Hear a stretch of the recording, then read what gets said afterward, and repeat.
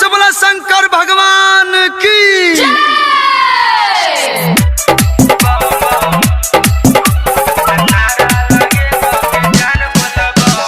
DJ Umesh Sukhipur बाजार।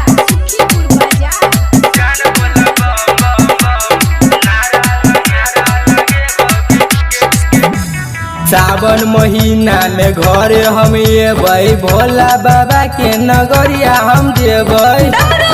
बाबा की सावन महीना में घरे हम अबै, भोला बाबा के नगरिया में जेबै। रहबै नहीं कोनो कामरिया से कम, रहबै नहीं कोनो कामरिया से कम।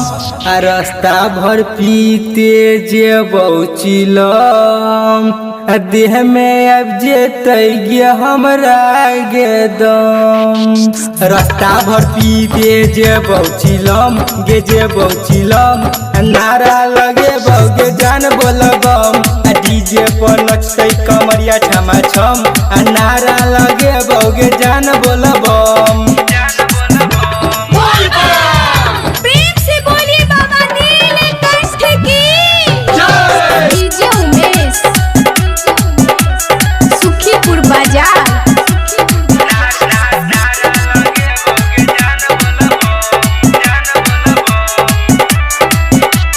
सुल्तानगंज हम जेबै, कामर में जल भर लेबै। गे जान सबसे हम पहिले बाबा के जल हम चढ़ैबै। सुल्तानगंज हम जइबै, कामर में जल भर लेबै। गे जान सबसे हम पहिले बाबा के जल हम चढ़ैबै। रखिए नहीं मनबा में कोनो भरम, रखिए नहीं मनबा में कोनो भरम। आ रास्ता भर पीते जेबौ चिलम, देह में अब जेतै गे हमरा गे दम। रास्ता भर पीते जेबौ चिलम गे जेबौ चिलम, नारा लगेबौ गे जान बोलबम। डीजे पर नचतै कमरिया छमा छम, नारा लगेबौ गे जान बोलबम।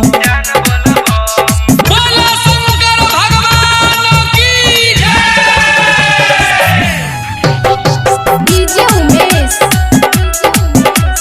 सुखीपुर बाजार।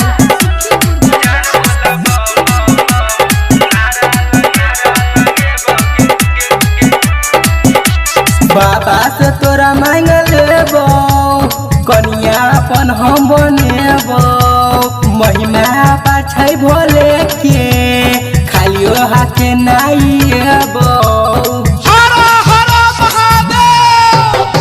बाबा से तोरा मांग लेबौ, कनिया अपन हम बनेबौ। महिमा पार भोला के खाली हाथे नाई एबौ।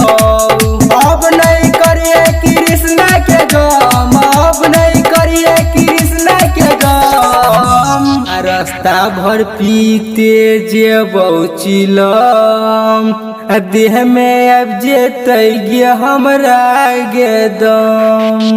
रास्ता भर पीते जेबौ चिलम गे जेबौ चिलम, नारा लगेबौ गे जान बोलबम।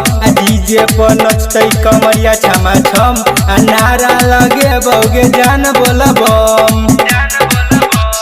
Bhavya recording studio Basuki Bihari Madhubani.